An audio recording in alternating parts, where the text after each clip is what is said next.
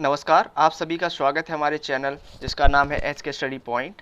और आज का जो टॉपिक है वो है प्रॉपर्टी ऑफ फ्लूइड्स, जो कि मैकेनिकल में और सिविल में फ्लूइड मैकेनिक्स के अंतर्गत आता है। और पिछली वीडियो के लिए जिन दोस्तों ने, जिन छात्रों ने हमारी वीडियो को देखा है उसके लिए उन लोगों को बहुत बहुत धन्यवाद, बहुत बहुत थैंक यू। और आगे भी इस टेक्निकल नॉलेज का लाभ उठाते रहें और इसी तरीके से मैं ये वीडियोस लगातार डालता रहूँगा, जिसमें कि टेक्निकल की वीडियो और मध्य प्रदेश की जो जीके की वीडियो है उसके लिए मैं आप लोगों के लिए निरंतर वीडियो डालता रहूँगा। और उसी प्रकार से देखते रहिए और ज़्यादा से ज़्यादा अपने दोस्तों के साथ शेयर करते रहिए ताकि वो भी इस वीडियो को जो नॉलेज है वो लेते रहें। और अपने दोस्तों को शेयर करने के साथ साथ उन्हें सब्सक्राइब करने की भी बोलें ताकि ये जो वीडियो है डायरेक्ट उनके पास पहुंच सके। आपको बार बार शेयर करने की आवश्यकता नहीं है, एक बार आप शेयर कर दें, उनसे बोल दें कि इसे सब्सक्राइब कर लें ताकि जब भी मैं वीडियो डालूं वो उन तक पहुंच जाए। चलिए तो आज का टॉपिक शुरू करते हैं।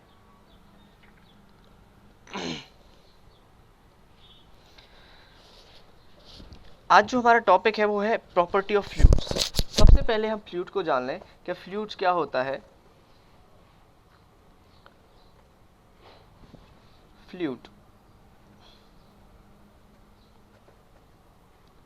फ्लूइड यानी कि हिंदी में कहा जाता है इसे तरल। और आज का हम जो टॉपिक पढ़ रहे हैं उसे कहते हैं तरलों के गुण। तो तरलों के जो गुण हैं उनमें कुल मिला के 14 गुण हैं, इनके 14 प्रॉपर्टीज हैं। और उन 14 प्रॉपर्टीज में कौन कौन सी प्रॉपर्टीज हैं ज़रा देखें। Effect of temperature and pressure, कि तापमान का और दाब का किसी फ्लूइड पर क्या इफेक्ट पड़ता है। डेंसिटी या मास डेंसिटी या स्पेसिफिक मास, इन सब का एक ही नाम है। स्पेसिफिक वेट, स्पेसिफिक ग्रेविटी या specific density, specific volume, compressibility, pressure, vapour pressure, viscosity, kinematic viscosity, cohesion, adhesion, surface tension और कैपिलरिटी। ये सारी जो प्रॉपर्टीज़ हैं आप लोगों ने 12th में, 11th में, 12th में ज़रूर पढ़ी होंगी।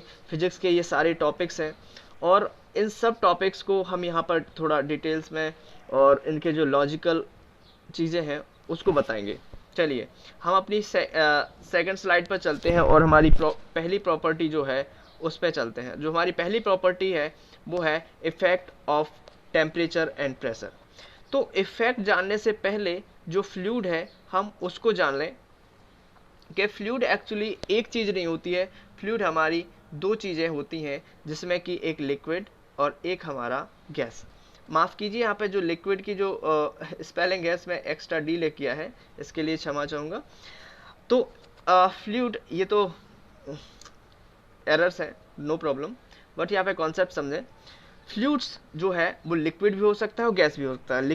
फ्लूइड की या तरल की जो डेफिनेशन होती है वो ये होती है कि हर वो चीज़ जिसमें बहने का गुण होता है, जो बहती है वो फ्लूइड कहलाती है, यानी कि properties of flow called fluids.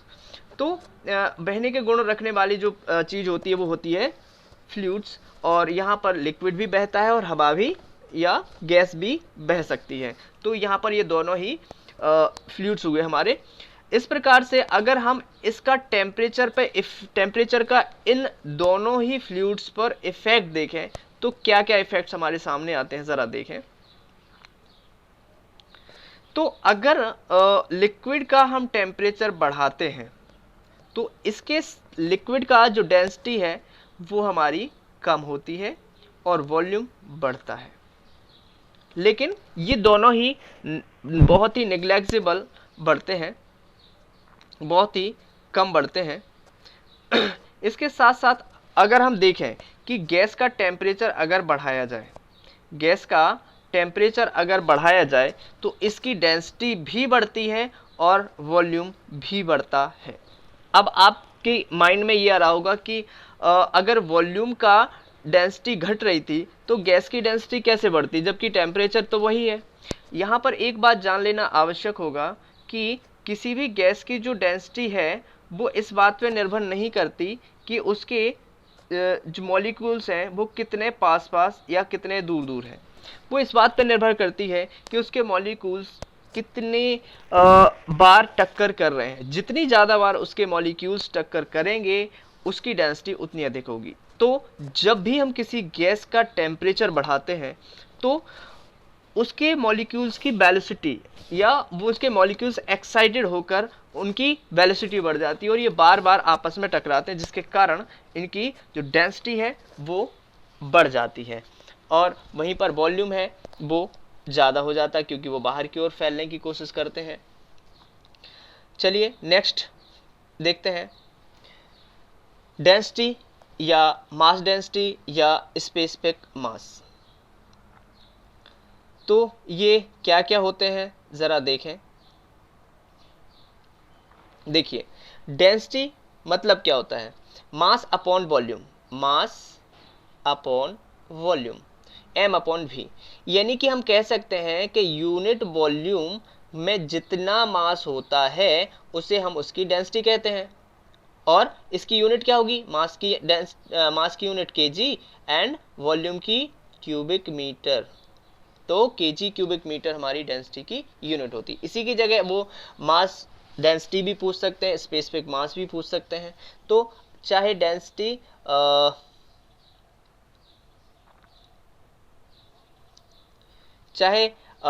पूछे, मास डेंसिटी पूछे, स्पेसिफिक मास पूछे, तीनों का मतलब एक ही है। चलिए नेक्स्ट स्लाइड देखें, स्पेसिफिक ग्रेविटी या स्पेसिफिक डेंसिटी, दोनों का मतलब एक ही होता है। दरअसल ये क्या होता है कि किसी लिक्विड की डेंसिटी का 4 डिग्री सेंटीग्रेड पर वाटर की डेंसिटी से कंपैरिजन किया जाता है कि एक हमारा जो है 4 डिग्री सेंटीग्रेड पर वाटर है और एक दूसरा फ्लूइड है, तो दूसरे फ्लूइड की कितनी डेंसिटी है उसकी कंपैरिजन हम 4 डिग्री सेंटीग्रेड पर रखे हुए वाटर से करते हैं कि अगर उस फ्लूइड की 4 डिग्री सेंटीग्रेड वाले वाटर से डेंसिटी ज़्यादा हुई तो वो एक से ज़्यादा होगी, जबकि हम 4 डिग्री सेंटीग्रेड के वाटर को एक स्पेसिफिक ग्रेविटी लेके चलते हैं। तो इसकी जो स्पेसिफिक ग्रेविटी है इसकी कोई भी यूनिट नहीं होती क्योंकि डेंसिटी ऑफ फ्लूइड और डेंसिटी ऑफ वाटर, जिस भी फ्लूइड की हमें स्पेसिफिक ग्रेविटी निकालनी होती है उसमें हम वाटर की डेंसिटी का डिवाइड कर देते हैं जो कि 4 डिग्री सेंटीग्रेड पर होता है और इसकी कोई यूनिट नहीं होती। स्पेशल बात यह है कि इसकी कोई यूनिट नहीं होती, ये यूनिट लेस होता है। चलिए नेक्स्ट स्लाइड देखें, स्पेसिफिक वॉल्यूम। स्पेसिफिक वॉल्यूम आप देख रहे हैं कि वॉल्यूम अपॉन मास, यानी कि इसे हम कैसे कह सकते हैं कि यूनिट मास जितना वॉल्यूम घेरता है, यूनिट मास यानी कि मास को अगर हम 1 रख दें तो ये सीधा सीधा स्पेसिफिक वॉल्यूम हमारा वॉल्यूम के बराबर हो जाएगा। यानी कि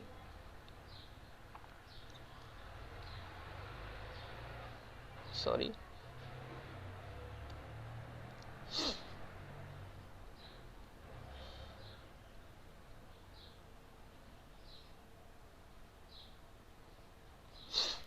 यानी कि स्पेसिफिक वॉल्यूम अपॉन मास, या हम ऐसे कह सकते हैं कि इनवर्स ऑफ डेंसिटी। डेंसिटी का उल्टा जो होता है स्पेसिफिक वॉल्यूम होता है, इसकी यूनिट भी डेंसिटी की उल्टी होती है, क्यूबिक मीटर प्रति केजी इसकी यूनिट होती है। नेक्स्ट स्लाइड की ओर चलें।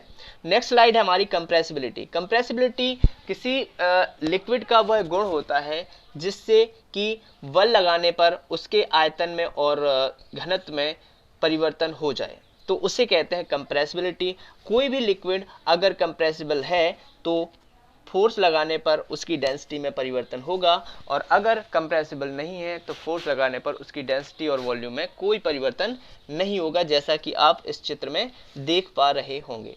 देखें आप इस डायग्राम में देख रहे होंगे कि इस पर फोर्स लगाया जा रहा है, तो ये इसका जो वॉल्यूम है वो कम हो गया। इसका अर्थ ये हुआ कि ये कंप्रेसिबल है और अगर फोर्स लगाने पर उसमें उसकी डेंसिटी और वॉल्यूम में कोई इफेक्ट नहीं आता तो वो अनकंप्रेसिबल फ्लूइड होगा। और हमारे जो आइडल फ्लूइड होता है वो अनकंप्रेसिबल माना जाता है और हमारा वाटर भी लगभग अनकंप्रेसिबल होता है, लेकिन आइडियल कोई भी फ्लूइड नहीं होता है, लगभग बोला है मैंने, बिल्कुल अनकम्प्रेसिबल नहीं होता, थोड़ा बहुत चेंजेस जरूर आता है। नेक्स्ट स्लाइड की ओर बढ़े तो हमारी नेक्स्ट जो प्रॉपर्टी है वो है हमारा प्रेशर। अब प्रेशर क्या होता है, प्रेशर सभी जानते होंगे कि प्रेशर इज इक्वल टू क्या होता है, फोर्स अपॉन एरिया। अगर हम यूनिट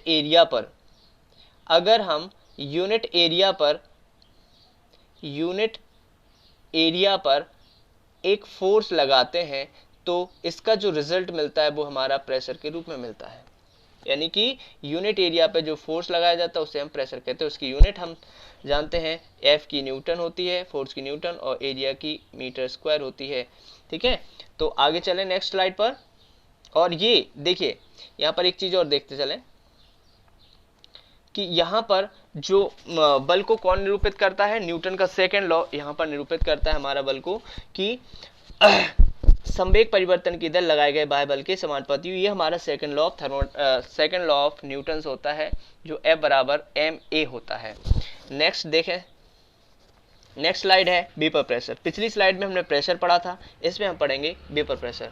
वेपर सबसे पहले हम वेपर और स्टीम में अंतर जानें, या हम कहें कि वेपराइजेशन और बॉइलिंग में अंतर जान लें, क्योंकि यहाँ पर उसका बहुत इंपॉर्टेंट रोल है।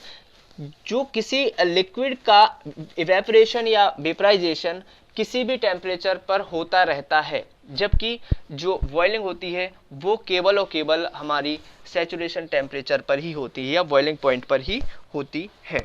जब ये जो हमारा वेपराइजेशन है वो एक सरफेस फिनोमेना है, सरफेस की क्रिया है, जबकि जो हमारी बॉइलिंग है वो ऑल ओवर फ्लूइड की क्रिया होती है। देखें तो हम यहाँ टॉपिक किस टॉपिक की बात कर रहे हैं, वेपर प्रेशर की बात कर रहे हैं। तो वेपर प्रेशर जो है वेपर, या इसमें दोनों का अर्थ जान लें। वेपर मतलब स्टीम या गैस, और प्रेशर मतलब उसके द्वारा लगाएगी। अगर हम किसी बंद चेंबर में किसी लिक्विड को भर दें और उसकी सरफेस से निरंतर उससे वेपराइजेशन हो रहा है, अब यदि उसकी वेपर को कहीं निकलने के लिए जगह ना मिले तो वो वही वेपर उस लिक्विड की सरफेस पर प्रेशर लगाना शुरू कर देगी इस प्रकार से। और ये जब प्रेशर लगाएगी तो इस वेपर की प्रेशर को ही हम वेपर प्रेशर कहते हैं। यानी कि किसी बंद पात्र में उस लिक्विड की वेपर के द्वारा लगाया गया दाब हमारा वेपर प्रेशर कहलाता है। तो इवेपोरेशन, यहाँ पर देखिए वो भी लिखी है, evaporation which has reached equilibrium with the liquid surface is said to be have reached saturation। ये जब तो दोनों में अंतर समझ में आ गया होगा, एक तो वेपराइजेशन और आपका बॉइलिंग। नेक्स्ट स्लाइड पर चलते हैं, हमारा विस्कोसिटी। विस्कोसिटी क्या होता है? विस्कोसिटी डेफिनेशन यहाँ पर लिखी गई है, यहाँ पर विस्कोसिटी की डेफिनेशन लिखी है, देखें। Viscosity is the defined as the restriction of fluid flow called viscosity। यानी कि किसी फ्लूइड के प्रवाह में या फ्लो में जो भी अवरोध उत्पन्न होता है, जो भी रिस्ट्रिक्शन उत्पन्न होता है, उसे हम विस्कोसिटी कहते हैं। और विस्कोसिटी की जो यूनिट होती है उसे हम पास्कल सेकेंड या न्यूटन सेकेंड पर मीटर स्क्वायर से भी डिनोट करते हैं। ठीक है, न्यूटन सेकंड पर मीटर स्क्वायर। तो इधर से ये न्यूटन मीटर है, ये पास्कल बन जाता है, और ये सेकंड, तो पास्कल सेकंड इसकी यूनिट होती है। यही हमारी डायनेमिक विस्कोसिटी भी कहलाती है। इसी को हम डायनेमिक विस्कोसिटी भी कहते हैं, डायनेमिक विस्कोसिटी भी कहते हैं। नेक्स्ट पॉइंट देखें, नेक्स्ट है हमारा काइनेमेटिक विस्कोसिटी। काइनेमेटिक विस्कोसिटी जो होती है वो हमारी डायनेमिक विस्कोसिटी, जिसे हम पिछली स्लाइड में पढ़ चुके थे, ये से हम म्यू से डिनोट करते हैं। दरअसल इसे हम देखिए इस विस्कोसिटी को हम म्यू से डिनोट करते हैं। किससे? म्यू। ये जो हमारा ग्रीक लेटर है म्यू से डिनोट करते हैं। और ये जो हमारी है काइनेमेटिक विस्कोसिटी, इसे हम न्यू से, क्या न्यू, इसे क्या कहा जाता है? न्यू से डिनोट करते हैं। न्यू बराबर म्यू अपॉन रो। तो डायनेमिक विस्कोसिटी और जो हमारा घनत्व होता है या डेंसिटी होती है उसके अनुपात को हम क्या कहते हैं, काइनेमेटिक विस्कोसिटी, जहां पर न्यू हमारी काइनेमेटिक विस्कोसिटी, म्यू हमारी डायनेमिक विस्कोसिटी और रो हमारी डेंसिटी ऑफ फ्लूइड, यानी कि फ्लूइड की डेंसिटी होती है। नेक्स्ट स्लाइड की ओर हम बढ़ें तो ये हमारा कोहेशन और एडिशन, जिसे हम ससंजन और आसंजन बल कहते हैं। तो आप इस डायग्राम में देख पा रहे होंगे कि ये जो दिख रहे हैं आपको, ये दोनों एक ही पदार्थ के अणु हैं। सेम फ्लूइड के मॉलिक्यूल्स जब आपस में आकर्षण बल से जुड़ते हैं तो उसे कहते हैं एडिशन, यानी कि ससंजन बल। और जब अलग अलग पदार्थों के अणु आपस में जुड़ते हैं तो उसे कहते हैं, या उनके बीच आकर्षण बल होता है तो उसे कहा जाता है एडिशन, आसंजन बल। तो ये आसंजन और ससंजन है। नेक्स्ट स्लाइड देखें, ये हमारा सरफेस टेंशन, यानी कि इसे हिंदी में कहा जाता है पृष्ठ तनाव। क्या कहा जाता है, पृष्ठ तनाव। पृष्ठ तनाव बहुत ही महत्वपूर्ण ये प्रॉपर्टी है सरफेस टेंशन। देखिए, किसी भी फ्लूइड की सतह हमेशा चादर की तरह तनी हुई होती है। तनी हुई चादर की तरह होती है, क्योंकि ये इनके जो मॉलिक्यूल्स होते हैं वो आपस में कोहेशन फोर्स से जुड़े होते हैं, और कोहेशन फोर्स में ये मॉलिक्यूल्स आपस में एक दूसरे को अपनी ओर खींचने की कोशिश करते हैं, जिससे उसकी जो सतह होती है ये सतह ये तनी हुई महसूस होती है। और जब इसमें बल लगता है इकाई लंबाई पर तो उसे कहा जाता है सरफेस टेंशन, यानी कि किसी लिक्विड की इकाई लंबाई पर जो बल कार्य करता है उसे कहते हैं सरफेस टेंशन। और इसी के कारण वर्षा की जो बूंदें होती हैं, पानी की बूंदें होती हैं, देखिए आप ये ड्रॉपलेट्स बनी हुई है, तो ड्रॉपलेट्स की जो पार्टिकल्स होंगे लिक्विड के, वो उसको कम से कम क्षेत्रफल घेरने की कोशिश करते हैं, जिसके कारण वो ड्रॉपलेट्स का शेप ले लेती है। और हम जानते हैं कि एक सतह पर अगर हम विभिन्न आकार के वस्तुओं को रखें तो सबसे कम क्षेत्रफल केवल एक गोला ही घेरता है, और इसीलिए जो पानी की बूंद होती है वो गोल आकार ही लेती है, क्योंकि वो कम से कम क्षेत्रफल घेरने की कोशिश करती है। और इसकी जो यूनिट होती है वो होती है न्यूटन प्रति मीटर, क्योंकि इकाई लंबाई पर जो बल कार्य करता है उसे हम सरफेस टेंशन कहते हैं, न्यूटन। F/L इसका फॉर्मूला होता है, F/L इसका फॉर्मूला होता है। चलिए नेक्स्ट स्लाइड चलें। नेक्स्ट स्लाइड है हमारी कैपिलरिटी, जिसे हम केशकत्व भी बोलते हैं। केशकत्व, यहाँ पर इस नली को कहा जाता है केशिका नली। क्या कहा जाता है, केश नली बोला जाता है। ये क्या कहलाती है, केश नली। केश नली इसे कहा जाता है। और केशकत्व होता क्या है कि किसी नैरो ट्यूब में, यानी कि किसी पतली नली में किसी द्रव का ऊपर चढ़ना या नीचे गिरना क्या कहलाता है, केशकत्व कहलाता है। और इस क्रिया को क्या कहा जाता है, केशकत्व कहा जाता है, और उस नली को कहा जाता है केश नली। और इस क्रिया को क्या कहते हैं, केशकत्व, कैपिलरिटी। तो ऐसे फ्लूइड जो कांच की ट्यूब को गीला करते हैं वो हमेशा नली में ऊपर की ओर चढ़ जाते हैं, जबकि जो द्रव कांच की नली को गीला नहीं करते हैं वो नीचे दब जाते हैं। यहाँ पर दो एग्जाम्पल दिए गए हैं, जल का और मरकरी का। तो जल है वो कांच की नली में ऊपर चढ़ जाता है, और मरकरी है वो नीचे दब जाता है। इसके बहुत सारे उदाहरण भी होते हैं कैपिलरिटी के, जैसे कि आपको पता होगा कि जुताई के समय वर्षा के बाद जो किसान होते हैं अपने खेतों को जोत देते हैं, ताकि जो मिट्टी की जो केश नली है वो टूट जाए, और उसका जो पानी है वेपराइजेशन के माध्यम से ऊपर उड़ रहा था वो ना उड़े। हमारे पेड़ पौधों में भी केश नली के कारण ही जल है वो ऊपर जाता है पत्तों तक, जबकि एक सूती कपड़े का एक कोना अगर हम स्याही से भिगो देते हैं या पानी से भिगो देते हैं तो वो कुछ समय बाद पूरा गीला हो जाता है। ये सभी उदाहरण हमारे किसके हैं, कैपिलरिटी के। दिए में तेल का ऊपर चढ़ना वो भी कैपिलरिटी का उदाहरण होता है। तो इस प्रकार से हमारी ये सारी जो प्रॉपर्टीज़ है वो समाप्त होती हैं। और इसमें आपको जो भी डाउट्स अभी भी क्रिएट हो रहा हो, जो भी आपको क्वेश्चन पूछना हो, वो कमेंट बॉक्स में ज़रूर पूछें। और आपको वीडियो कैसी लिखी कमेंट बॉक्स में ज़रूर लिखें। और वीडियो को लाइक और सब्सक्राइब करने की बोलने की ज़रूरत नहीं है। वो अगर आपको वीडियो अच्छी लगी हो तो आप उसे लाइक ज़रूर करें और ज़्यादा से ज़्यादा दोस्तों तक ये जो महत्वपूर्ण नॉलेज है वो ज़रूर पहुंचाते रहें। Thank you very much.